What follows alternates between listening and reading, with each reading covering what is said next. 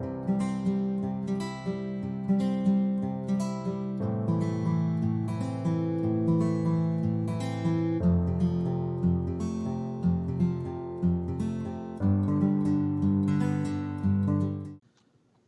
everyone, welcome to GMOn's channel. In this video, I would like to show you guys an amazing game between Alekhine versus Nimzowitsch. Alekhine created a Zugzwang position right in the middle game when there were many pieces, all major pieces present, and a few minor pieces also present in the game.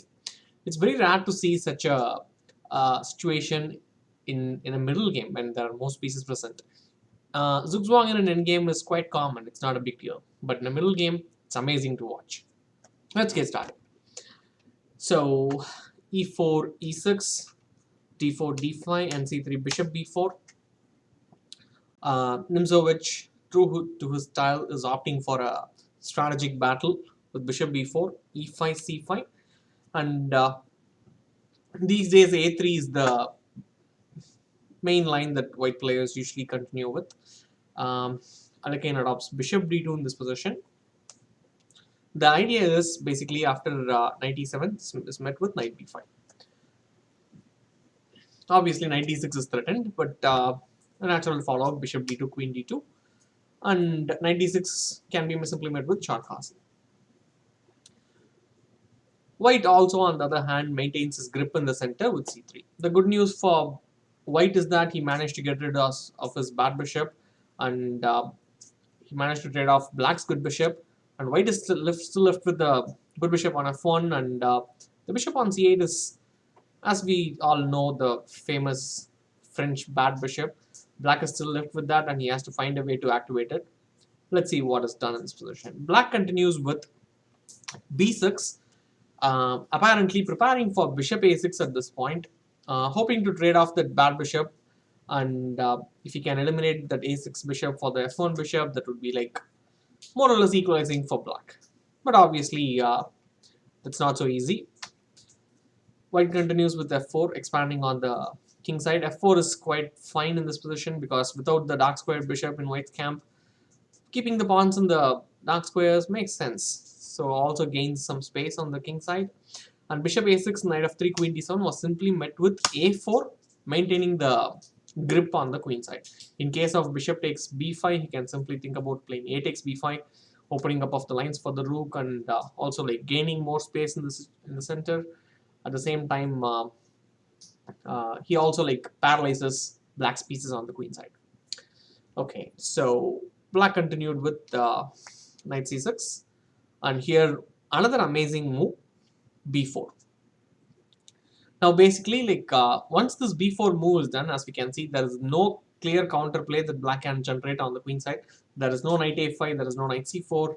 Basically, like white keeps complete control on the queen side after this move. As expected, c takes b4, c takes b4, bishop b7, because bishop b5, ab5, not fun anymore. So bishop b7, knight d6. As we know, the bishop on b7, the bad bishop, hasn't eliminated in this position. And as long as the bishop is present on the board, white is definitely going to have an advantage. And on top of all this, the knight on d6 as well. And here, black committed another slight error, fixing more pawns in the same color as the bishop with f5. I mean, it closes the counterplay for him for the black side on the king side. At the same time, fixing more pawns in the same color is not really good for him strategically. White continues to improve his position, a5. Now the point is, ba5 is met with b5 with the idea of rook into a5.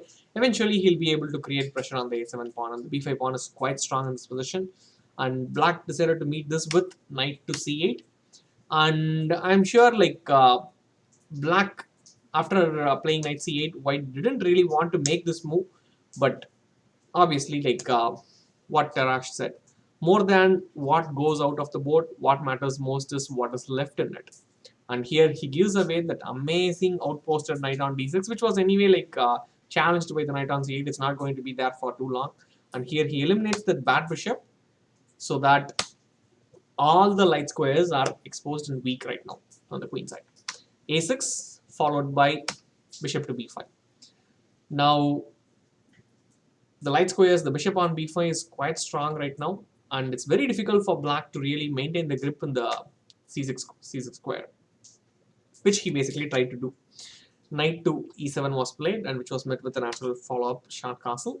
And here both sides started piling up their pieces on the c file. So here we go, rook c1, rook c2. As we can see, the pressure keeps mounting on the c6 knight. And here apparently rook a3, rook c3, queen c1 I think was faster, but nevertheless even this was good. And eventually like Alekhine comes up with the precise winning plan. Rook c3, eventually queen c1. White is tripled up in the open c file, so doubling up of the rooks and eventually the queen behind. It's also called as Alekhine's gun, like it's named after Alekhine, who used this in many occasions. And here is where the Zugzwang position occurs, bishop to a4. That's it. Now basically all the pieces are paralyzed. There is no good move in this position for black, and on top of all this, white is threatening the b5 move in this position, in which case white will end up winning material. And the only way to save this was black himself had to play b5, and he could gain a couple of moves so that he can meet b5 with moving the knight away, so that rook into c7 is, I mean, he at least doesn't end up losing the rook after that. But apparently even after this, h4 was played in the game, and very soon he is again falling into Zugzwang. I mean, at this point after h4 black resigned, but nevertheless this is still a Zugzwang. There is nothing much that can be done in this position for black, and black is completely paralyzed, and white has won an amazing game.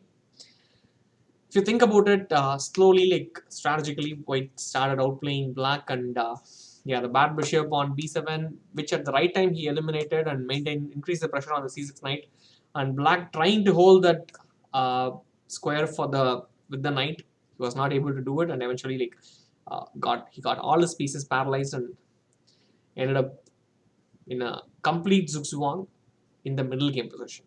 It's very rare to come across such games. I'm sure like it's one of my favorite games from Alekhine, and an amazing sight to watch. When all the pieces are present, still there is no good move to play.